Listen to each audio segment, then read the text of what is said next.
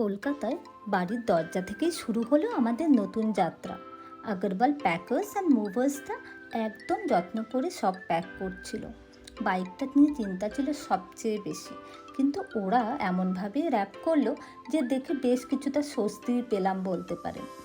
ট্রাকটা যখন বাড়ি থেকে বেরিয়ে গেল, শুরু হলো নতুন শহরের নতুন অপেক্ষা। অবশেষে ব্যাঙ্গালোরের নতুন বাড়ির দরজায় এসে সব পৌঁছলো।